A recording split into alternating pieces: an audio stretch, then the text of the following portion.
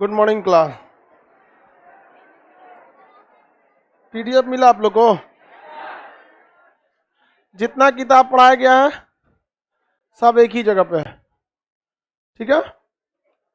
जितने भी बुक्स हैं वो सब का सब एक जगह पे है ताकि आप लोग को याद करने में सहूलियत हो।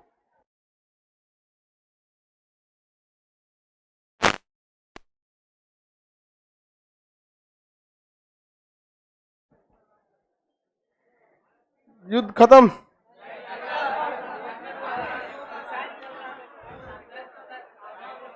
उन्नीस सौ 48 वाला हो गया, 62 हो गया, 65 हो गया। कोई दिक्कत? 1971, 1984 operation blue star, 1999 Kargil, IC-814 सन 2001 संसद, 2008 हो गया। इस सब के बारे में हम लोग देखते हैं। पीडीएफ नहीं मिला है सर, पीडीएफ आपको मंडे को मिलेगा बाबू। इस सब का युद्ध का पीडीएफ कब मिलेगा? मंडे को मिलेगा।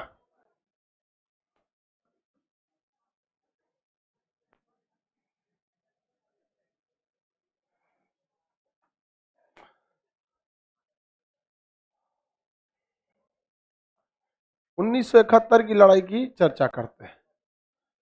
ये नक्शा में तो होगा ही नहीं।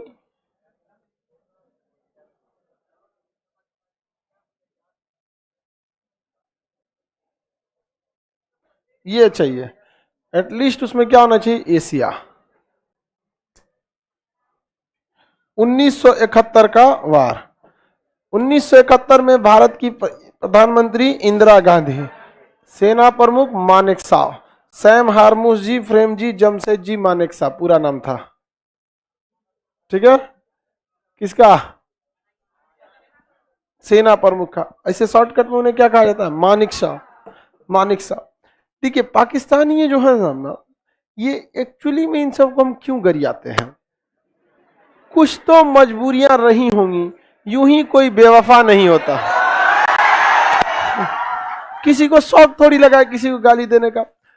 इतना सब हमारे ऊपर, मतलब क्या ही बताए, एक गरियाने के चक्कर में हमारा सब सुना देता है सब पाकिस्तानिया सब। लेकिन ये कमीने हैं सब, ये सब इनका डीएनए खराब है।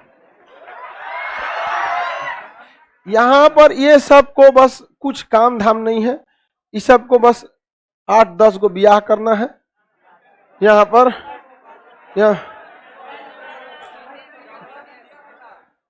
वहां आतंकवाद बनने के कुछ रीजन भी आपको समझाते हैं हम। चलो भाई ध्यान से मेन समझो। ये हो गया आपका पाकिस्तान, ये भी था पूर्वी पाकिस्तान। देश का जब विभाजन हुआ था तो वो भारत ने तो विभाजन करना ही नहीं चाहता था, जिन्ना ने विभाजन कर दिया, मजबूरी कर दिया, प्रत्यक्ष कार्रवाई दिवस लगा के कि हमारी मजबूरी बन गई भैया, आपको विभाजन करना ही पड़ेगा, नहीं विभाजन करेंगे तो समस्या बहुत विकट होती जा रही थी। तो हम लोगों को 1946 में जो 16 अगस्त 1946 जो प्रत्यक्ष कार्रवाई दिवस मनाएगा, उसके बाद भारत ने भी मूड बना लिया कि भैया भगाओ इन सौ को यहाँ पे, नहीं तो ये रहेगा सब तो हम लोग को भी क्या कर देगा सर? नाश कर देगा सर। इन सब को भगा देना ही क्या है? सही है। तब यहाँ से पाकिस्तान का निर्माण हुआ, और पाकिस्तान दो जगहों पे हुआ। इधर भी मुस्लिम ज्यादा थे तो ये हो गया पश्चिमी पाकिस्तान, और ये हो गया पूर्वी पाकिस्तान, जिसे आप बांग्लादेश समझते हैं। पूर्वी पाकिस्तान वो सरदार पटेल की अच्छाई थी, जिन्होंने लक्षद्वीप पर कब्जा कर लिया। वहाँ 96% मुस्लिम थे सब, यहाँ पहुंचे सब। इन लोग को पता ही नहीं था देश मतलब क्या होता है। ये आज भी उस समय आदिवासी वाले टाइप के थे। यहाँ सेना पहुंच गई किसकी? भारतीय नौसेना। उसके 1 घंटा बाद किसकी सेना आ रही है? पाकिस्तान की। यहाँ कौन सा झंडा लग गया? तिरंगा। पाकिस्तान यहाँ के पाकिस्तानी आर्मी का कहना था कि यहाँ से लोगों से पूछा जाए कहाँ रहना चाहते हो, गए लोग पूछने पाकिस्तान की इंडिया, कर हम ये रहेंगे। उनसे कोई मतलब नहीं, कहाँ रहना है कहाँ नहीं, उनसे आदिवासी टाइप कहते होते। बाद में अभी तो खैर ठीक ठाक हो गया यहाँ पर। तो ये 2 जगह था। तो पाकिस्तान वाले सब जो थे, यहाँ के लोगों को एक्चुअली पसंद नहीं करते थे। इन हरामियों में भी ना, इंसानों में भी कैटेगरी है। ये अहमदिया मुसलमानों को कहते हैं कि तुम मुसलमान नहीं हो, तुम साले पैगंबर हो जो डिसाइड करोगे। तुम कौन होते हो डिसाइड करना? सियाओं को बम मार देंगे, वो अच्छा है खराब है क्या मतलब है तुमको उससे? उसको भी जीने का बम मार देंगे। वहां बैठल है भारत में, सोच रहा है क्या हो रहा है क्या नहीं। तुम अपना देखो, 4 गो पत्नी लिया है, तीसरी नंबर किसके साथ घूम रही है? यहां ससुरा एगो किसी से नहीं संभलती है, दुनिया भर में और 4 गो संभालेंगे। तो सब पाकिस्तान में क्यों ऐसा क्राइम बढ़ता है?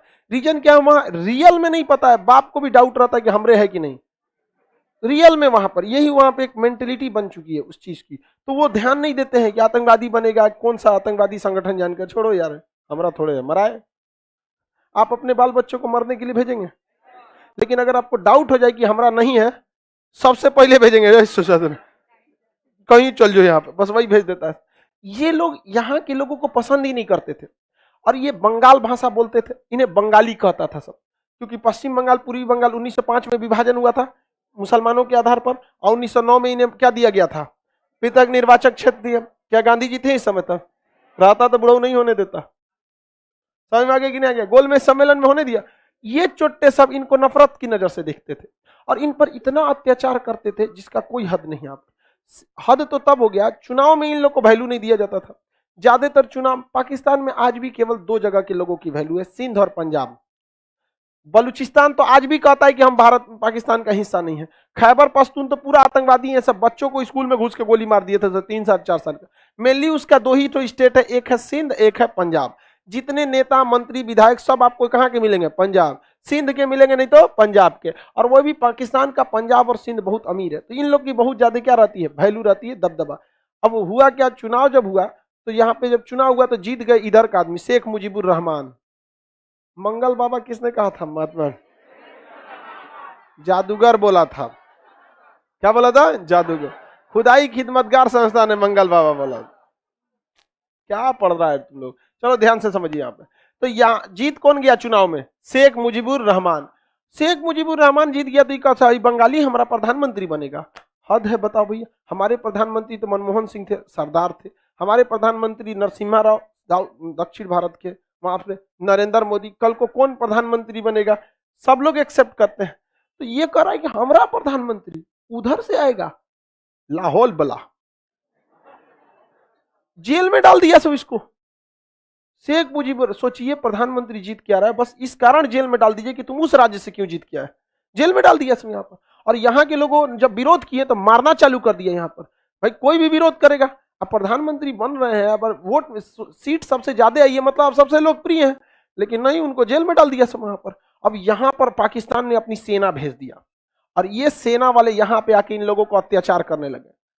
यहाँ पर 30,000 महिलाओं का बलात्कार कर दिया अपने देश में, और उनकी खुद की सेना। इसलिए इन हरामियों को बोलते हैं कि इनसे अगर आप उम्मीद रखते हैं कि ये इंसान है, ये इंसान नहीं है। हमको बस चले मार दे परमाणु बम, वहीं पे भाड़ में जाओ साला, कुछ हुए लोग गुनहगार ही कहेंगे ना। ये हत्या नहीं है। पाकिस्तानियों को मारेंगे तो वध कहलाएगा। रावण की हत्या नहीं हुई थी, रावण का वध हुआ था। तो हत्या इलीगल होती है, वध इलीगल नहीं होता है। इन चोटों का क्या होता है? वध होता है। क्या आप कल्पना कर सकते हैं एक देश की आर्मी अपने राज्य में इतनी हरामीपन पे गिर सकती है वहां पर? और किस लिए? वहां पर जब वहां पर गिरफ्तार किया गया था तो वहां का कर्नल बैठ के महिलाओं का नाम नहीं पूछा जाता था, लाइन लगाता था। उम्र 30 इधर हो जाओ, उम्र 50 उधर जाओ। मतलब हम कैटेगरी वाइज क्या करेंगे? रेप करेंगे यहाँ पर। और इस इतना टॉर्चर का हद पार कर दिया कि वहां के लोग हथियार उठाने के लिए मजबूर हो गए, और उन लोगों ने अपनी एक सेना बनाया जिसका नाम रखा था मुक्ति वाहिनी। उनकी सेना का नाम क्या था? मुक्ति वाहिनी। मुक्ति वाहिनी सेना जो थी वो क्या की? भारत से मदद मांगने आई कि भैया हमारे पास अत्याचार का हद हो रहा है। और वहां के लोग भारत में भागने लगे, शरण लेने के लिए। कहां भागने लगे?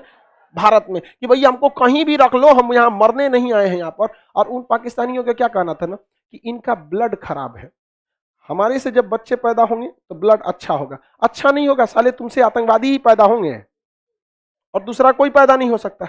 आप कल्पना कीजिए कितने हरामी हो सकते हैं ये लोग। और ये जब भारत पे आएंगे तो क्या हम वही हिंदुस्तानी है ना जो इनके ब्रिगेडियर की पत्नी, ब्रिगेडियर मारे गए थे तो उनकी पत्नी को हम लोग युद्ध के मैदान में टेबल लगा के चाय पिला के भेजे थे लोग यहाँ पर। ये सब सोचो रेप कर देता सब। इन हम आपको क्या कहते हैं? दुनिया का सबसे बड़ा बेवकूफ भारतीय वही है जो पाकिस्तानी और चाइना पे बिलीव करता है। कब ये लायक ही नहीं है ससुरे ये सब। अपने देश में करेगा। हम लोग तो भैया, हम किस डेगची के मसाला, हम लोग को तो जान डाल देगा यहाँ, मार डालेगा यहाँ पे। ये सब तो मजबूरी समझ रहे हैं, क्यों राजपूत छतरानियां क्यों जौहर करती थी? किसी को शौक नहीं लगा रहा था अपने शरीर में आग लगाने का। रोटी बनाते सब, सब्जी बनाते समय थोड़ा सा जल जाता है तो क्या हाल होता है? जौहर करने पे मजबूर करना पड़ा था। कितना बुरा लगता होगा, कितनी बुरी मौत मरती होंगे। लेकिन स्वाभिमान, स्वाभिमान होता है बेचारी, क्या कर सकते हैं। इन लोगों का स्वाभिमान बर्बाद कर दिया इन लोगों। इंदिरा गांधी के पास ये सब इन लोग हाथ फैलाने आए, मुक्ति वाहिनी के लोग, कि भाई हमारी जान बचाइए, ये चोट्टे हम किसके पास जाएंगे? तो इन्होंने उनसे बुलाया मानिक साव से। रक्षा उस समय हमारे थल सेना प्रमुख थे मानिक साव। उन्होंने कह दिया युद्ध नहीं लड़ेंगे, अभी तैयारी नहीं है हम लोग, बरसात का समय है, उधर बाढ़ आ जाता है, ब्रह्मपुत्र नदी ले आ देती है, गंगा नदी ले आ देती है, तीस्ता नदी, महागंगा, सब उधर बाढ़ ला देती है, मरेंगे हम लोग। अब इधर अत्याचार पर अत्याचार हो रहा था।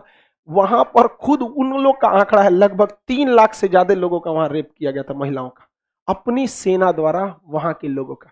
मानिक साहब इंतजार कर रहे थे अक्टूबर महीना जल्दी खत्म हो, ताकि हम लोग अब पाकिस्तानियों पे घेराबंदी करेंगे। आप लोग बिहार के होंगे, लाइव वाले लोग, अगर आप नदी के पास के एरिया के होंगे तो आपको आइडिया लगा होगा बाढ़ कितना खराब होता है। बाढ़ में 1 किलोमीटर चलने में आपको 2 घंटा लग जाएगा, चलिए नहीं पाएंगे। उसमें हथियार लेके जाना है, फंस जाएंगे, बहुत सारा दिक्कत आ जाता है। किसी को कोई दिक्कत नहीं। तो यहाँ पर उसके बाद जब ठंड का दिन आया तो यहाँ रेडी हो गया कि अब हम लोग हमला करना है किस पर? बांग्लादेश पर। लेकिन दिक्कत ये था, उस समय पूर्वी पाकिस्तान था, दिक्कत ये था कि चाइना बीच में मत कूद जाए, चाइना बीच में न कूद जाए, क्योंकि चाइना कभी चाहेगा कि पाकिस्तान को तोड़ा जाए। चाइना शुरू से पाकिस्तान का हुआ था। इसलिए भारत ने, इंदिरा गांधी ने एक प्लान बनाया, क्योंकि चाइना जो था वो रसिया से एक समझौता कर चुका था। चाइना किससे समझौता किया था? रसिया। कि चाइना रसिया से कभी भी इंटरनल मैटर में हस्तक्षेप नहीं करेगा, और यह मामला उसने समझौता 20 सालों के लिए किया था। चाइना और रसिया में क्या हुआ था? समझौता 20 साल के लिए। नेहरू भी तो, चाइना को डर लग रहा था रसिया से, इसलिए रसिया से जाके समझौता कर लिया, पंचशील समझौता। और हमें डर लग रहा था किससे? चाइना से। हम लोगों ने किया तो 6 साल लटका के छोड़ दिया। हम लोग को 20 साल करना चाहिए। यही फायदा उठाई इंदिरा गांधी। इंदिरा गांधी ने क्या किया? पहले ही जाके रूस से सारा डिस्कस करके आ गई, हम उसको थूरने वाले हैं, आप मदद कीजिएगा ना, हम आपका हमेशा मदद करेंगे। तो रूस ने कहा था कि जो तुम्हारा पाकिस्तानिया है ना, बहुत अमेरिका को साथ देता है। कहा कि यही तो मैटर है, हम उसी को ना मार रहे हैं। कहा चाबास, मारो मारो चट्टा कहीं का। यहाँ पे समझा रहे ना, मेरे दुश्मन का दुश्मन मेरा दोस्त। ये वर्ल्ड रिलेशन में बहुत काम करता है। किसी को दिक्कत तो उसने कहा मारो यहाँ पर। तो कहा कि चाइना हस्तक्षेप करेगा, तो कहा नहीं करेगा ना, मेरा मैटर में वो नहीं करेगा, समझौता है हम लोग का। चाइना का हाथ कट गया है। जा 1971 की लड़ाई में अगर चाइना इस मैटर में एंट्री मारता तो उसका किससे विवाद हो जाता? और उस समय रूस छुट्टा सांड था। 1971 में कोई नहीं बोल सकता था रूस को, इतना पावरफुल था। तो इधर से चाइना का मैटर तो खत्म हो गया यहाँ पर। अब भारतीय नौसेना, वायुसेना, थल सेना बहुत एनफ थी किसको मारने के लिए? पाकिस्तानियों को। और उसकी अपनी फौज थी, क्या था? मुक्ति वाहिनी। मुक्ति वाहिनी को हम लोगों ने हथियार दिया, सेना दिया, ट्रेनिंग दिया, सब चीज, और यहाँ पे एंट्री करा दिया। और चारों ओर से किसने घेर लिया? थल सेना ने। थल सेना ने चारों ओर से घेर दिया, और ऊपर से वायुसेना मारना चालू की, और नीचे से नौसेना लगा दिया। आओ, भागेगा कहां? घेर घेर मारा गया उन सब को। इतना मार मारा गया कि उनके पास गोला बारूद, हथियार, और यहां से सप्लाई काट दी गई। लो, ना खाना जा रहा था, वो सब खाना तो खैर वहां पे मार और के छीन लेते थे सब, हथियार नहीं जा रहा था, गोला बारूद नहीं जा रहा था। ऊपर से हमारी एयरफोर्स धो रही थी, यहाँ विक्रांत खड़ा था, ई धो रहा था। विक्रांत को एकदम बढ़िया से क्या कर रहा था? धो रहा था इन लोग को। तो पूरी तरह से पाकिस्तान बौखला गया था। अब पाकिस्तान ने सोचा एक काम करते हैं कि भारत का पूरा फोकस किधर है? इस साइड में है। तो उसने इधर पे लोंगे वाला पे हमला कर दिया, रेगिस्तान में लोंगे वाला में। यहाँ पे हमारे 120 सैनिकों की ड्यूटी थी, 120 सैनिकों की ड्यूटी, और वहां से वो घुस गया अपना 100 को से ज्यादा टैंक लेकर और 6000 फौजी से लड़ने। देख रहे हैं इन हरामियों को? सामने कितनी फौज है? 120। इतना दूर में 120 लड़का हो जाएगा उसमें, और 100 को टैंक लेके घुस गया। लेकिन उसको गलती हो गई कि वहां मेजर चांदपुरी थे जो सरदार थे। ये लोग 1.25 लाख के नीचे बातें नहीं करते हैं। इन लोग का बस सीधा गीदड़नू में शेर लड़ावा, चिड़ियानू में बाज लड़ावा, 1.25 लाख नू एक लड़ावा, तब गोविंद सिंह नाम। भाई 1.25 लाख है हम लोग यहाँ पर। इन लोगों के पास टैंक वगैरह मारने की कोई व्यवस्था नहीं थी, लेकिन इन लोगों ने क्या किया, जो खाने वाला टिफिन होता है ना, इसको बालू में आगे क्या कर दिया, धंसा दिया, और वहां पर कुछ कुछ ओरिजिनल माइंस बिछा दिए। पाकिस्तानी के 3-4 को माइंस अगर उड़ा तो उनको लगा बाप रे, पूरा पाकिस्तान इंडिया वाले माइंस बिछाए सब, और पाकिस्तानी टैंक से बहुत डरते थे सब। उस टैंक में ना गोला बारूद के साथ साथ पेशाब करने के लिए बोतल रखे रहते थे, क्योंकि उनको 65 की लड़ाई में वीर अब्दुल हमीद याद था कि दुनिया का सबसे खतरनाक टैंक पैटर्न टैंक को भूजा की तरह मार के उड़ा दिया था, तो टैंके में पूरा शीशा लेदर कर देता था सब। इधर अब की बार उसकी मुलाकात किससे हुई थी, सरदार जी से। आई सरदार जी लोग की तो बातें छोड़ दीजिए, अलग ही दूसरे धुन में रहता है वो लोग। अब उसने क्या किया, आगे कुछ माइंस बिछा दिए, माइंस पे बम ब्लास्ट हुआ, माइंस उड़ गया, आगे उन लोग के टिफिन गाड़े हुए थे लोग, इन लोग को पता ही नहीं चला, पाकिस्तानियों को लगा कि ओरिजिनल है, रात भर लगा दिया सब माइंस से उखाड़ने में। और उस समय हमारी जहाज रात में उड़ान नहीं भर सकती थी, हमारे यहाँ नेविगेशन उतना नहीं था, रात में देख नहीं सकती थी। आज भी जहाजें रात में दिखता थोड़ी है, रात में नहीं दिखता, लेकिन मशीन इतना रडार लगा रहता है ना कि वो थर्मल इमेजिंग कैमरा से देख लेता है कि टैंक है कि क्या है। तो उस समय रात भर कैसे भी करके इन्हें रोकना था कि रात भर वो सब माइन से उखाड़ते रहेगा सर। भोर हुआ तब पता चला सर टिफिन है रे खाना खाने वाला, यहाँ माइन से आराम से उठा के रख लेता, अरे फट जाएगा आगे, आराम से, हाँ आराम से रखो यहाँ पे। रात भर तो माइंस सुनोचो, सुबह हुआ तो देखा गया कि भाई साहब तो माइंस नहीं है, तब तक हमारी कौन आ गई, एयरफोर्स आ गए, धो दी उनको टैंकों को। आज भी उनका टैंक वहीं रखा हुआ है, जो ब्लास्ट किया था उसकी बात नहीं कर रहे हैं, अच्छा टैंक छोड़ के भाग गए सब, क्योंकि एयरफोर्स जो थी बड़े टारगेट पर निशाना कर सकती है, एक सिंगल आदमी को एयरफोर्स थोड़े मार सकती है, एक और आदमी को मारेंगे रफाल से, लगभग नहीं करेगा। तो बड़े बड़े टैंक को निशाना बन जाते थे, टैंक छोड़ छोड़ पैदल भागा था सब वहां पर अपना पाकिस्तानी सब। आज भी हम लोगों ने उन टैंकों को रखा था। उसने भारत के मेजर चांदपुरी ने रेगिस्तान को कब्रिस्तान बना के रख दिया था, और आज भी उनके टैंक रखे हुए हैं, पेंट वेंट करके रखा गया है कि दम है तो लेकर चले जाओ। गजवाए हिंद क्या पता इसी से तुम लोग कर लेना, लोग भारत को गजवाए हिंद करेंगे। यहाँ पे इन लोग मरा गए यहाँ पर। अब इसने देखा कि इधर आईएनएस विक्रांत था, इधर से मार रहा था, भयानक बम्बार्डमेंट कर रहा था, तो इन्होंने एक जहाज को भेजा पीएनएस गाजी को। क्या नाम था, पीएनएस गाजी। देखिए ये पाकिस्तानी सबका, अमेरिका ने टैंक दिया था पैटर्न टैंक, वो भी उधवा दिया सब। सेबर विमान दिया था, उधिया दिया नाट भी, हम लोग के पास तो छोटे मोटे नाट विमान थे यहाँ पर। अब अमेरिका ने इन्हें एक पनडुब्बी दिया था पीएनएस गाजी, ये उस समय का सबसे खतरनाक पनडुब्बी था पीएनएस गाजी। इसको मारने की क्षमता भारत के पास नहीं थी, और ये बंगाल की खाड़ी में चलाया। बंगाल की खाड़ी में क्या हो गया, चलाया, और इस ससुरा बंगाल की खाड़ी में चलाया किसको मारने के लिए, विक्रांत को। अब विक्रांत मराना फिक्स था, क्योंकि विक्रांत इसे लड़ नहीं सकता था, पानी के नीचे रहती थी, इसे मारने की क्षमता केवल एक ही जहाज में थी, आईएनएस राजपूत, और आईएनएस राजपूत खराब था, अब लड़ ही नहीं सकता था। तो हल्ला कर दिया गया ना कि आईएनएस विक्रांत कहाँ आया है, विशाखापट्टनम में, विशाखापट्टनम में आया। उस सारे आईएनएस विक्रांत के जितने लोग थे, सारे लोग अपने घर पे फोन कर दिए, पत्नी से बोल दिए कि हाँ हमारे लिए हरी सब्जी बना के रखियो, कोनो कह रहा है कि हाँ लाल साड़ी पहन के रहियो जानबूझ के कोड दिया गया, कोनो कह रहा है तुम खाना बना के रखियो, कोनो कह रहा है ससुराल घूमने जाएंगे, कोनो ही जाएंगे, मैं पूरा हल्ला करके रख दिया है सब, ताकि लोगों को हल्ला हो जाए। अब पत्नी सब जानबूझ के उनकी पत्नियों से फोन कराया गया कि पत्नी के पास हल्ला कर देंगे। पहले मीडिया नहीं ना था, महिलाएं पत्रकार थी उस सबको सारा बात बता देंगी सर, कहेंगे से किसी से कहना नहीं, जाके सुन रहे हैं हमारे ई आ रहे हैं, कहिएगा नहीं सबको बोल देंगे, और वो दूसरे को बोल सुन रहे हो बुढ़ऊ आ रहे हैं बताइयो मत कि हम बोले हैं। सब हल्ला हो गया, और वहां के लोगों को पहले से पता। अब जैसे धीरे धीरे पाकिस्तानी जासूसों को पता चल गया कि यहाँ कौन आ रहा है, आईएनएस विक्रांत। इस ससुरों ने गाजी को कहाँ भेज दिया, विशाखापट्टनम, और वहां कौन बैठल था, राजपूत, मार के गिरा दिया किसको, गाजी को। उसकी थल सेना पिटाई, वायु सेना पिटाई, नौसेना पिटाई, और तीनों उस समय का सबसे एडवांस अमेरिकी जहाज थे सब सेवर्स मरा गए एयरफोर्स में, पैटर्न टैंक मराया थल सेना का, पीएनएस गाजी मराया नौसेना का, ये मरा गए यहाँ पर। इनका कोई अब चारा नहीं चलने वाला था, और इधर धो रहे थे हम लोग किसको, पाकिस्तानियों को, बहुत बुरी तरह से हम लोग धो दिए लोग पाकिस्तानियों को। अब पाकिस्तान ने कह दिया अमेरिका को हमको बचाइए, अब हम एकदम बर्बाद हो गए हैं, हम लोग एकदम क्या हो गए हैं, बर्बाद हो गए। भारत वालों हम लोग का इज्जत लूट लिया सब तो हमारा अब आप ही क्या कीजिए बताइए, यहाँ चीर हरण हो रहा है आया कौन, अमेरिका लेके आया था अपना 7वां बेड़ा। कौन बेड़ा लेके आया था? 7वां बेड़ा। ये पाकिस्तान फोन कर रहा था किसको? चाइना को। फोन नहीं उठा रहा था। कर अरे बैल कहीं का, तू लोग क्लास तो करता नहीं है।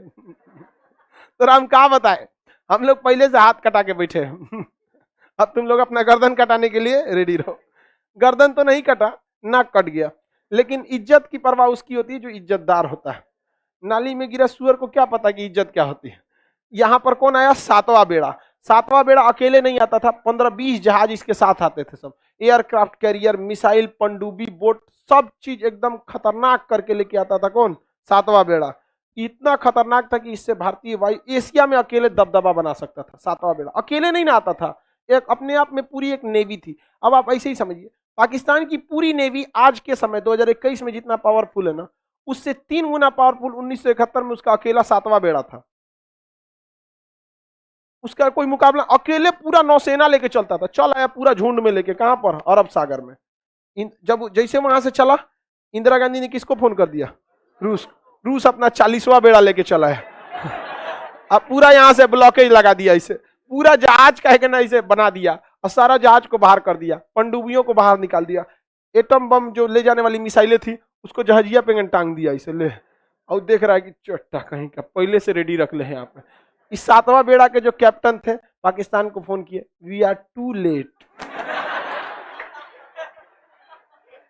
समझ में आ गया कि नहीं आ गया? अब भारत के पास कोई दिक्कत नहीं, उसकी वायुसेना मारा गई, थल सेना, नौसेना, और जो इसका ये 7वां बेड़ा, ये पहले पाकिस्तान ना अमेरिका का रखेल था। लेकिन देखिए ये जो इसका किसी एक से इसका जमा ही नहीं आता, बार बार बदलते रहता है। तो पहले ये किसका, अब भाई अब किसी की रखेल को कोई मारेगा तो बचाने अबे करेगा। समझ में आ गया नहीं? तो ये आया था ये, उसके बाद अभी वो किसका रखेल है? चाइना का। लेकिन पुरनका तो छोड़ेगा नहीं। तो अभी पाकिस्तान का हाल ढोल की तरह हो गया है, इधर से चाइना, इधर से Pakistan, America China, America China, इतना ना बजा दिया ऐसे कि फाटल ढोल हो गया है।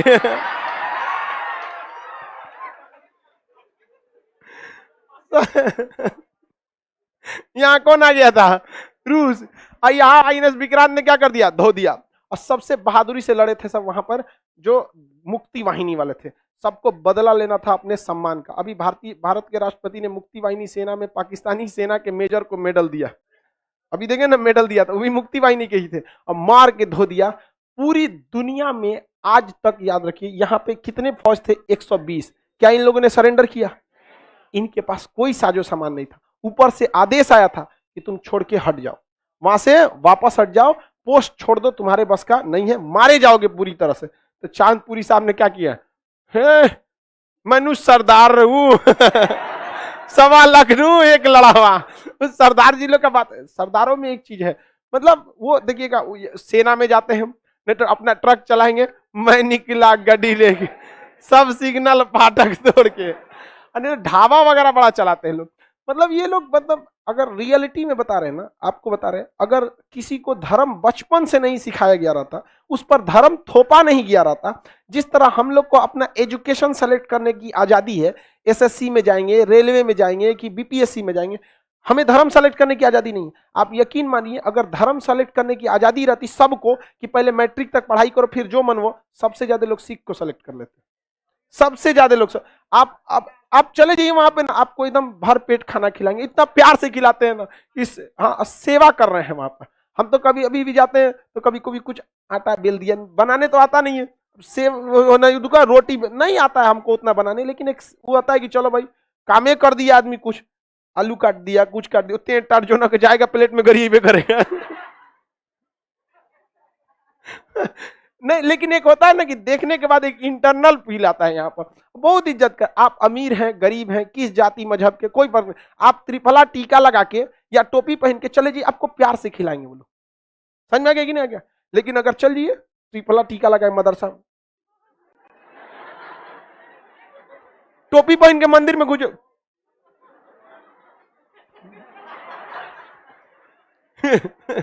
तब वहां होगा खेला हो वो।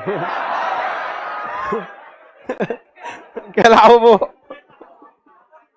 लेकिन वो लोग ना बड़े दिल के बहुत अच्छे होते हैं वो लोग, बहुत मतलब, और खाना पीना भी एकदम दबा के खिलाते हैं एकदम, ओए खा यार सगा पुत्र खिया यार। लस्सी, एक बार सरदार जी का लस्सी था, इतना बड़ा लस्सी। और वो खाना खाने के बाद लाते हैं लोग, मतलब खाना में एकदम जगह नहीं रहेगा ना, तब इतना बड़ा बाल्टी में लस्सी रहेगा। अब उन लोगों ने सरेंडर किया नहीं किया, वो लोग सरेंडर नहीं किए थे।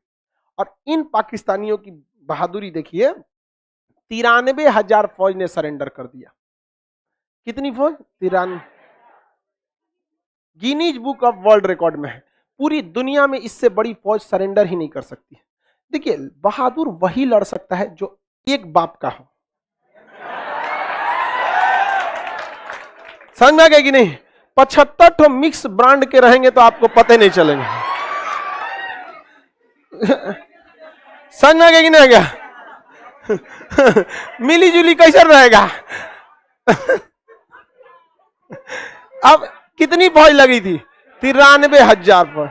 अब इसमें हम कुछ गलत बोल रहे हैं यार, मर जाना चाहिए 93,000। बताइए 120 लोग, बताइए सामने 6,000 फौज, 100 टैंक, इनके पास धुकधुकुआ बंदूक, रात भर रोक के रखे थे सब। पैटर्न टैंक को बनाने वाली कंपनी अमेरिका ने कहा था कि कोई इसे मार के गिरा नहीं सकता है। वीर अब्दुल हमीद कहा कि कभी आओ हमारे हवेली पे। तुमको बताते हैं कि क्या होता है यहाँ पर। नाट जो सेवर्स विमान थे और जो स्टार विमान थे, जिसमें हीट सिंगर मिसाइल, वेंडर मिसाइलें लगी थी, पूरी एशिया में इन्हें मारने वाला कोई नहीं था। नाट विमान उस समय के सबसे घटिया विमान थे, जो सबसे कम ऊंचाई पर उड़ान भर सकते थे। नाट विमानों ने वो तहलका मचाया था कि सेवर्स ने उड़ान भरने से मना कर दिया था। पीएनएस गाजी को हम लोगों ने उस जहाज से मार के गिरा दिया जो खराब हुआ था। फिर भी इनका सपना देख रहे हैं, गजवाए हिंद। एक चीज अगर आप ध्यान से समझिएगा ना, पाकिस्तान का कोई नेता वो अपना 2 लाइन भी बोलेगा ना तो उसमें मजहब घुसाएगा। इस चीज को समझिए, मजहब के सिवा उनके पास व्यक्तिगत रूप से कुछ नहीं है। वो मजहब के आड़ में खुद छुपते हैं और बदनाम खुद करते हैं, तो अब मजहब को सामने रखते हैं, जिस वजह से उनका पूरा मजहब बदनाम करके रखे। तुम व्यक्तिगत रूप से आओ। मेजर चांदपुरी ने यह थोड़ी कहा था कि हम सिख हैं, हम लड़ लेंगे। उन्होंने कहा था कि हम सरदार खालसा नहीं हट सकते। कभी बोला था क्या? नहीं। लेकिन नहीं, ये लोग हमेशा मजहब को रखेंगे। आप किसी पाकिस्तानी बच्चा भी रहेगा, एक लाइन पढ़िएगा, हमेशा मजहब को सामने रखे, क्योंकि उसको पता है अगर हमने मजहब हटा दिया तब तो हम उघारे हो जाएंगे। आता क्या हमें? कुछ नहीं आता है, फिर पैजामा में नारा लगाएंगे। दूसरा, कुछ नहीं आता। वो मजहब को ही आगे रख सकते, और हाल हाल में मजहब को वो लोग क्या करेंगे? आगे रखेंगे। इस चीज को आप समझिए। उसका क्रिकेट टीम से लेके कुछ को देखिए, एगो छक्का मारेगा नमाज पढ़ने लगेगा। हम नमाज पढ़ना अच्छी बात है, भगवान की पूजा करना अच्छी बात है, बट शो ऑफ करना गलत बात है। हम कभी नहीं कहें कि आप नमाज मत पढ़िए। आप 5 वक्त के अलावे नफिल पढ़ लीजिए, रतिया 2 बजे उठ के तहज्जुद पढ़ लीजिए। इबादत इबादत की चीज है, शो ऑफ की चीज नहीं है। आप शो ऑफ करने लगते हैं ना तो गड़बड़ होता है। प्यार से बोलिए, अब किसी से प्यार से बोलिए जय श्री राम, तो वो अच्छा भी लगेगा। हाँ जय श्री राम, धमका जय श्री राम, अरे नहीं, डरा रहा है कि क्या बोल रहा है रे। प्यार से बोलिए, गीत गा देगा। प्यार से कभी भी प्यार से आप किसी से कुछ भी करा सकते हैं, जबरदस्ती नहीं। हम तो मजहब को प्यार की बांटने की। कोई सिख आपको बोलने आया है कि हमारा धर्म अच्छा है, लेकिन आप क्या कभी कह सकते हैं उनको खराब? धमका के नहीं यहाँ पे, लेकिन कौन समझाया? 93,000 फौज ने क्या किया था? सरेंडर किया था। पूरी दुनिया में इससे बड़ी हार नहीं है। चाइना क्या हुआ? चुपचाप था। चाइना क्या हुआ? चुपचाप। तब इस पाकिस्तान का ब्रेकअप हो गया किससे? अमेरिका से। लेकिन ब्रेकअप हो गया तो ये सब चरित्रहीन व्यक्ति एक जगह थोड़े रुकता है, फिर कोई ना कोई खोजिए लिया अपना है चाइना। समझ में आ गया कि नहीं आ गया? कौन कोई लिया है? चाइना को। अभी वो किसके पास? चाइना। चाइना अभी उनको पूरी तरह से बर्बाद कर देगा वहां पे। देखिएगा ना, चाइना में कुछ दिन में चाइना का कर्जा चुकाने के लिए पाकिस्तान से लड़कियां जाएंगी वहां पर कोठा घर में नाचने के लिए। अभी जाना स्टार्ट हो गया है, गलत नहीं बोल रहे हैं। स्टार्ट हो गया कर्जा चुकाने के लिए, ये हाल हो गया वहां पे। और ये सारी बातें वो लोग भूल जाएंगे, केवल किसको रख दीजिए, मजहब को सामने रख दीजिए। हम गजवाए हिंद करेंगे, ये चोट्टा कहीं का। तुम एक बार पटना भेज के पूछ लियो खान सर के बारे में, हमारा विद्यार्थी तो गजवाए हिंद का सारा सपना हटा देगा यहाँ पे। एक तमाचा पाएंगे लोग, गजवाए हिंद करेंगे। मतलब हम लोग को मतलब क्या समझ के रखा है, 93,000 हारे हो, अभी नहीं समझ में आ रहा। कश्मीर लेंगे, ये क्या लेंगे, कश्मीर लेंगे। इनसे पूछिए बांग्लादेश याद है? जो तुम्हारा है वो तो संभला नहीं, जो नहीं है उसको तुम लेने जा रहे हो। यहाँ पर कश्मीर ले लेंगे, हम बैठल हैं। लेकिन नहीं, फिर वही बात होता है। बात देखिए, बात समझिए, दोनों में अंतर होता है। हम हमला करेंगे, ये एक विश्वास को दिखाता है। जय श्री राम, हम हमला करेंगे मतलब आप में गड़बड़ी है, आप धर्म को आगे कर रहे हैं, आप में वो वही करते हैं। हम भारत पर हमला करेंगे, इसमें आपकी बहादुरी झलकती है। इंशाअल्लाह हम भारत पर हमला करेंगे, आप में नहीं है। आप अपने ऊपर कोई सवाल ना पूछे इसलिए आगे चिपका दे रहे हैं इंशाअल्लाह। समझा क्या? जब भी कोई करे, जैसे कहते हैं हम चीन जीत के लड़ के लाएंगे, अक्साई चीन पर हमला करेंगे, ये बात है कि कॉन्फिडेंस है। जय श्री राम लेके आएंगे, आप राम जी को आगे कर रहे हैं। राम जी को क्या आगे कर रहे हो? तो 2 मिनट में लंका गिरा दिए, तो चीन कौन ची का डेगची का मसाला है? नहीं समझे? वो आ जाए तो दिक्कतें खत्म, नहीं खत्म, अब टेंशन खत्म। लेकिन जानते मजहब को क्यों आगे रखा जाता है? जब भी आप फेल होने लगी, जब लगने लगे कि लोग आपकी इस विद्वता पे शक कर रहे हैं, आपकी बहादुरी पर लोगों को भरोसा हट गया है, सबसे अच्छा कवच होता है जिसे कोई बुलेट प्रूफ कितना भी बड़ा हथियार नहीं भेज सकता, धर्म। आगे लगा दीजिए, लोग आप पे सवाल नहीं करेंगे। यही होता है, ये नौटंकी करता है। कौन रे पशु तो नहीं, एकरों पे डाउट है हमरा।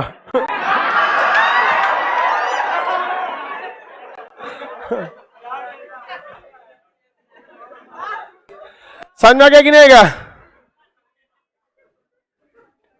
पाकिस्तान ऊपर करो तो ये कौन पाकिस्तानी है क्या? नहीं नहीं, पाकिस्तानी नहीं, नहीं गलती हो गया भाई। सर पाकिस्तान का कहना है कि पूरा इंडिया हमारा होगा और गजवाए हिंद कहते हैं। आप एक बात, कोई बात नहीं बाबू, हिजड़े कभी बाप नहीं बन सकते हैं। अब उसको मेहनत करने दीजिए।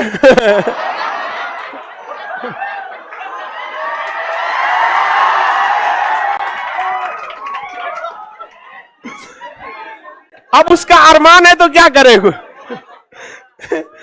किसी के अरमानों पे हम क्यों पानी फेरे? किसी का दिल तोड़ने में हम अपना हाथ क्यों दे? लेकिन क्या कह सकते हैं उसको, मेहनत करने दीजिए उसको, आगे बढ़े।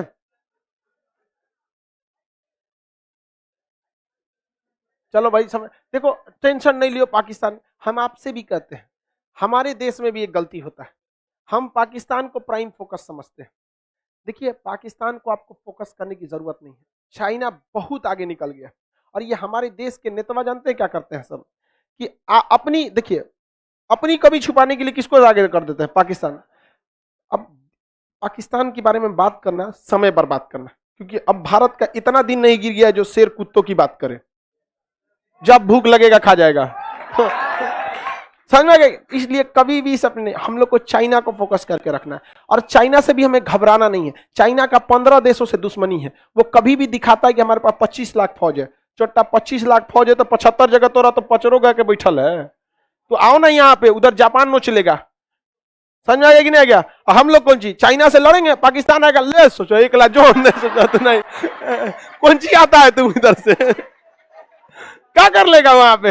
याद है कि नहीं? 73 यहाँ वो अकेले जिम्मेदारी हम लोग नहीं उठा लेंगे, आराम से उठा लेंगे लोग। यहाँ पे गजवाए हिंद करेंगे, भगवाए पाकिस्तान हो जाएगा।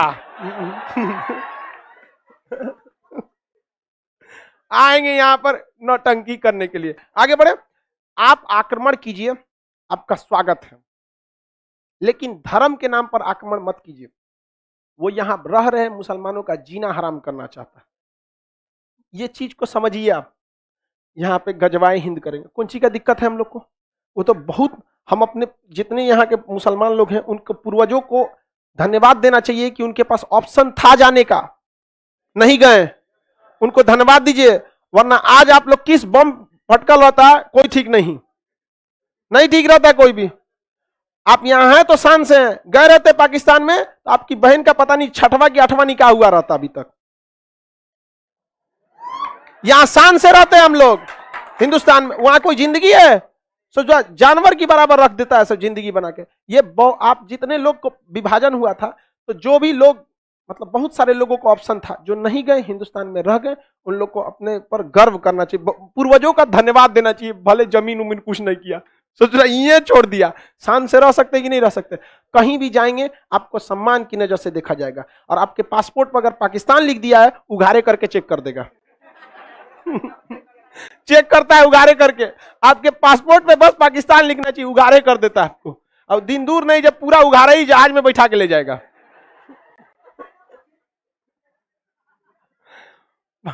आगे बढ़ जाते हैं, किसी कोई दिक्कत?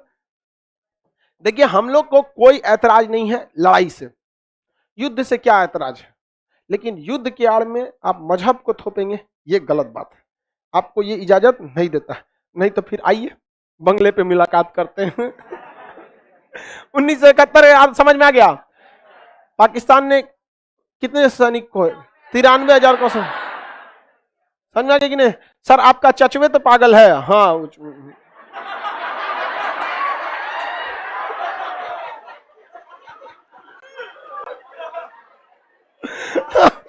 अरे यार हमारा चचवा पगला गया तब क्या करें?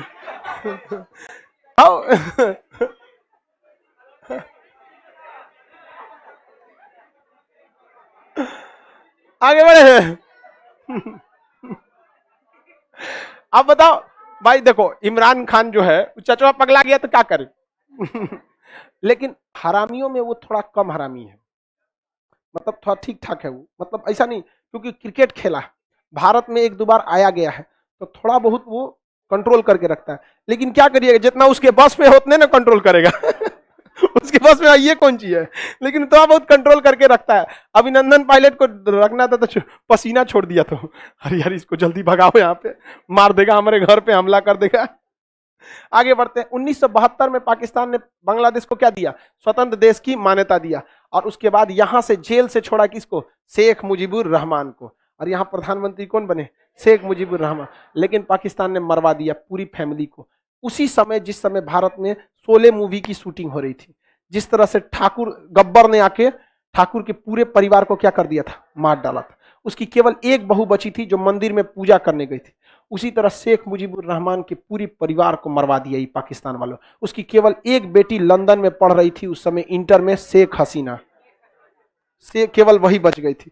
आज भी आती है शेख हसीना तो वो भारत का एहसान को मानती है। हम लोग को भी इस पे थोड़ा सा मतलब देखिए, पड़ोसियों से संबंध अच्छा रखना चाहिए। कभी कभी छोटका सब ज्यादा उड़ने लगता है तो आदमी को सोचना चाहिए अरे चल रख ले, तू 2 पैसा ज्यादा ही रख ले, कोई दिक्कत नहीं, लेकिन संबंध खराब नहीं करना चाहिए। आगे बढ़े, किसी को कोई दिक्कत है?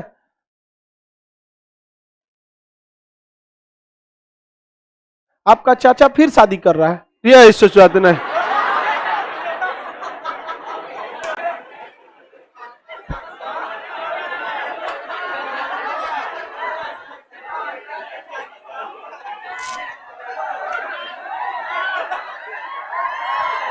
अजब हाल है यार, घोड़ा को घास ना मिले गधा चमन परास खा रहा है। कोई बात नहीं, बेचारा का वैलिडिटी है कितना बचा।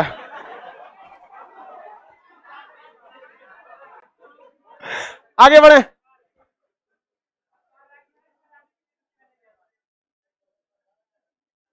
किसी को दिक्कत? सर आपके चाचा अभी कोई इंटरव्यू दिए हैं, चचवा को अभी हम बात करते हैं, रुक जा, आज चचवा को लपेटते हैं। आगे देखिए, पाकिस्तान ने तो इनको चौपट कर ही दिया। अब पाकिस्तान जो था 1971 के बाद भारत ने उनके 93,000 सैनिकों को छोड़ा ही नहीं था, उनको बंदी बना के रखा था।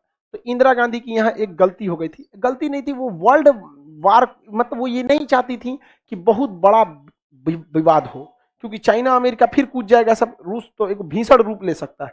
और चाइना अमेरिका की लगातार बेइज्जती हो रही थी, उसका जहाज गिर रहा है, पैटर्न टैंक मरा रहा है, पनडुब्बी डूब जा रही है, इसलिए उसने भारत ने शिमला समझौता किया। शिमला सम्मेलन नहीं, समझौता। सम्मेलन तो 1945 में हुआ था, वेवेल था। ये क्या था? शिमला समझौता 1972, शिमला समझौता 1972। इसमें कहा गया कि भारत उन 93,000 सैनिकों को वापस लौटाएगा, बदले में पाकिस्तान कभी भी इस बॉर्डर के पास गोलियां नहीं चलाएगा। जब भी कोई विवाद होगी तो दोनों की मीटिंग होगी और वहां हमेशा गोली पे बैन लगेगा, यानी सीज फायर रहेगा, गोली नहीं चलाया जाएगा। लेकिन पाकिस्तान आए दिन वहां से क्या चलता है? गोली चलाता है। और वो इतना हरामी है, अब बस इतना सुनिए, दोगला तेगला है, दोगला बोलता है, चगला है वो सब। भारत ने, चलो इधर देखो, यहां मेरी ओर ध्यान से समझो। जो भारत ना बॉर्डर पे आतंकवादी न घुस सके इसलिए वहां तार बिछाता है, फेंसिंग बिछाता है वहां पे, समझ में आया?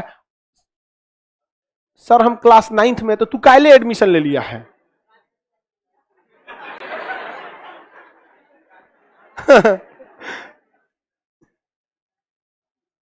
चलो यहां ध्यान से, भारत पाकिस्तान पे क्या लगाता है? तार लगाता। तो गोली चलाने लगते हैं, मत लगाओ। क्यों? क्योंकि यहां से लोग घुसपैठ करा सके, यही सब नौटंकी होकर रख जाता है। भारत सरकार को भी थोड़ा थोड़ा टेक्नोलॉजी आगे रखना चाहिए। वहां लेजर गन की जरूरत है, लेजर गन जो होता है ना, शूट करके, वहां पे इसी चीज की जरूरत है। और लेजर अलार्म की जरूरत है, क्योंकि इन गधों को कुछ पता नहीं है लेजर अलार्म कैसे काम करता है। यहां एक छोटा सा लेजर का डिवाइस लगा दीजिए, यहां क्या डिवाइस, इसमें से लेजर लाइट निकलेगा, दिखेगा ही नहीं। और एक 1 किलोमीटर दूर एक दूसरा डिवाइस लगा दीजिए, रिसीवर, वहां से रोशनी आएगी और इसमें क्या हो जाएगी? रिसीव हो जाएगी। इसे कहते हैं लेजर इमीटर एंड रिसीवर। ये दूसरे को दिखेगी नहीं।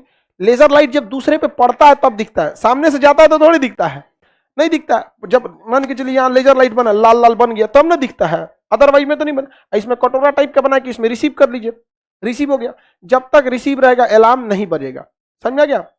अगर इसमें कोनो हेला तो 1 सेकंड के लिए लेजर कटेगा कि नहीं? पैर लगाएंगे तो हेलेंगे तो आराम से। अब वहां ना तार है ना कुछ, आएंगे हिलने, चचा चलो। अब उस सब का तो आराम से फट जाएगा, लुंगी पहनेगा सब, उठा के बहाने सोचा तो नहीं।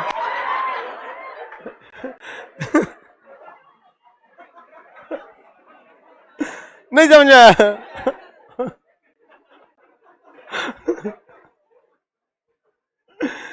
आगे देखे थे। अब जैसे आएगा सब, तो यहां लेजर क्या होगा? ब्रेक होगा। सिस्टम होता है कि 1 सेकंड के लिए ब्रेक हुआ तो क्या बजने लगेगा? अलार्म। क्या बजने लगेगा? अलार्म।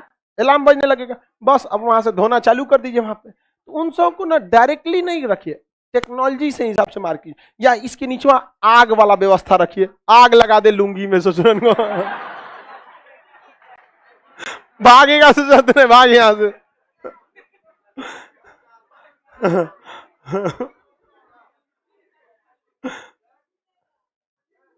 सर बांग्लादेश अभी भी पाकिस्तान को सपोर्ट करता है? नहीं करता है, वो सपोर्ट नहीं करता है।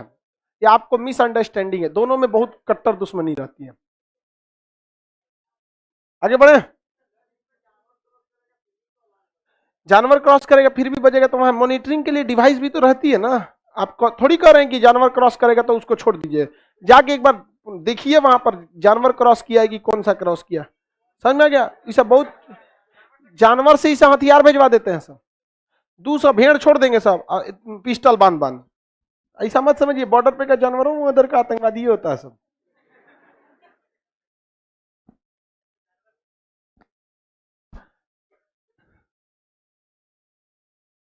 सर कश्मीर का मुद्दा खत्म, देखिए इंदिरा गांधी से गलती हुआ था, जब 93,000 फौजी इनके पकड़ाए थे तो कहना चाहिए तुम वापस पीओ के दो, नहीं तो इन सब को आग लगा देंगे हम। नहीं समझ में आया? हम लोग तो ना छोड़ते, लोग बिहार ले आके धान बोआता आदमी, भागता कौन चीज? हथकड़ी, पैरवा में जंजीर बांध दो, हाथों में बांध दो, बस टन सा ढीला दो ताकि रुपया कर सके। ऐसे ऐसे साइन आप लोग कितना धान बोआता है यहाँ पे। भारत सरकार को छोड़ना ही नहीं चाहिए, बिक्री करा देना चाहिए। 3-4 को हम खरीद के लाते, स्टाफ रहता सब यहाँ पे।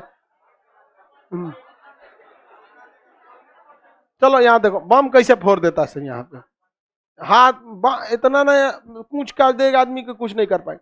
पाकिस्तान को इस बात का मतलब दुश्मनी हो गया कि हमसे कैसे छीना इसने बांग्लादेश, हम तुम्हें भी बर्बाद करेंगे। ठीक है, इस सफल भी हुआ था कुछ हद तक। पाकिस्तान की सबसे बड़ी चाल धर्म, उसके सिवा उसके पास क्या है बताइए?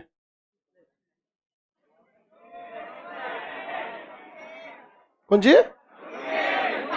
लुंगी। ओहो, लुंगी भी है।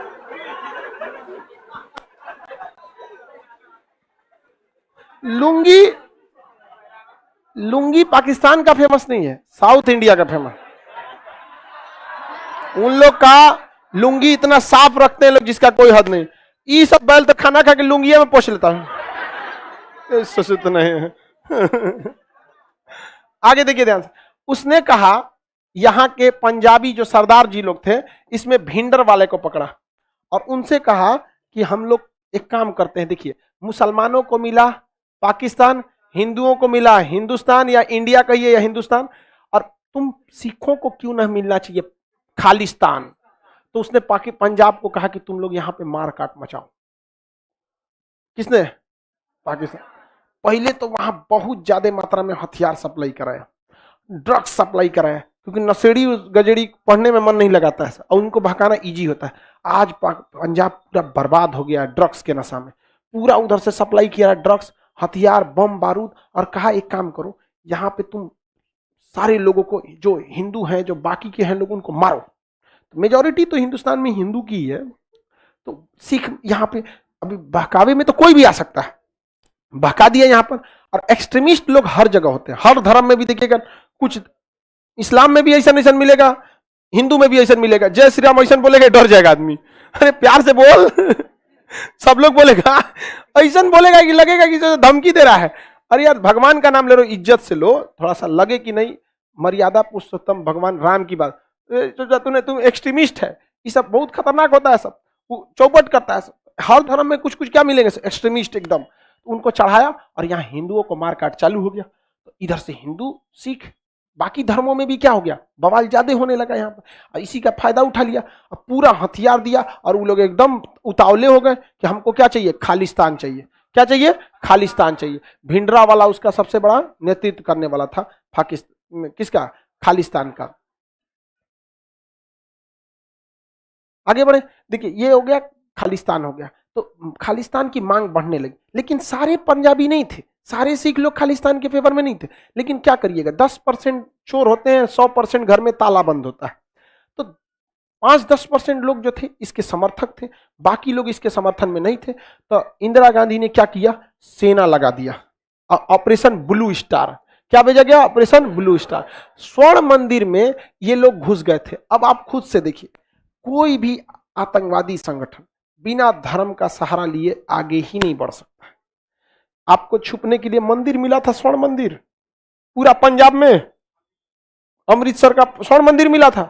मतलब कि हम गोली मारेंगे तुम मर जाओ, अब तुम चलाओगे ना तो कहेंगे मंदिर पे मार रहा है, नहीं समझे, बवाल कराने के लिए यहाँ पर। लेकिन सरदार लोग तो भाई पढ़े लिखे भी तो होते हैं, उन लोग समझ गए कि भाई तुम काहे लेके घुसा वहां पे, अब पूरा हथियार बना लिया था। और वहां जब एसपी गए थे जांच करने के लिए ना, एसपी, तो गोली मार दिया स्वर्ण मंदिर के दरवाजे पे, और 3 घंटे तक आईपीएस की लाश पड़ी हुई थी स्वर्ण मंदिर के दरवाजे पर।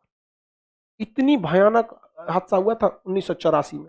अजीत डोभाल जो थे ना, ये अजीत डोभाल उस समय जासूस थे, रिक्शा चलाने लगे, लुंगी पहन के मुसलमान बन गए और रिक्शा चलाने लगे।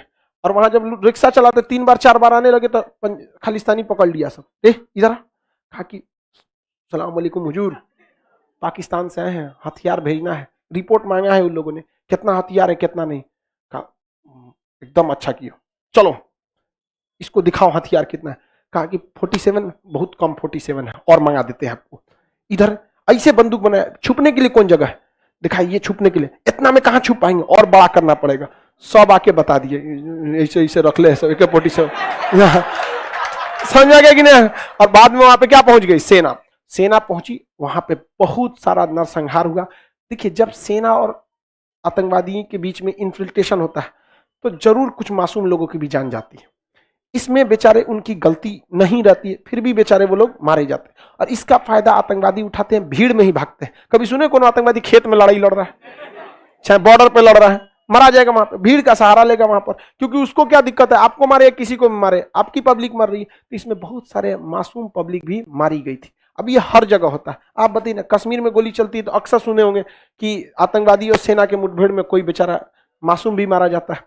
कई बार ऐसा हो जाता है, बल्कि लेकिन सेना पूरी कोशिश करती है ऐसा ना हो, लेकिन आतंकवादिया क्या करता है, कोशिश नहीं करता और जानबूझ के पब्लिक को मार देगा, ये सेना का नाम है, समझा। तो यहाँ पर ऑपरेशन ब्लू स्टार 1984 में क्या हो गया, सफल हो गया। 1984 में क्या सफल हुआ, ऑपरेशन ब्लू स्टार।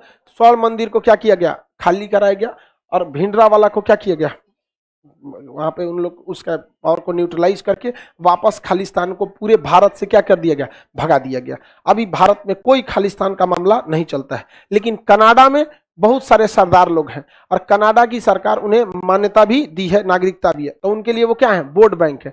तो वो कनाडा से कहते हैं कि खालिस्तान की मांग को रखिए, तो अपने यहाँ वोट बैंक के चक्कर में आता है। हमारे यहाँ ऐसा खालिस्तान का कोई मामला नहीं है। इंदिरा गांधी की इस घटना के बाद उनके बलवंत राव और सेवंत सिंह जो थे, वो मतलब बॉडीगार्ड थे, वो इस बॉडीगार्ड को इस ब्लू स्टार में जो मासूम लोग मारे गए थे उसके देखकर उसने उस मतलब माइंड डेविट हो गया। और इंदिरा गांधी का बॉडीगार्ड था, उसने किसको मार दिया, इंदिरा गांधी को ही मार दिया। ऑपरेशन ब्लू स्टार सफल तो हुआ, लेकिन किसकी जान चली गई, इंदिरा गांधी को। तो ब्लू स्टार किससे संबंधित है, अरे स्वर्ण मंदिर से।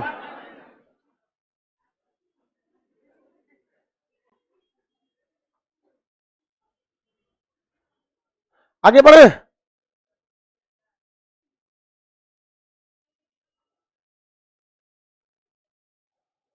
किसी को कोई दिक्कत नहीं। चलिए अब आगे का क्लास कल ही समझेंगे।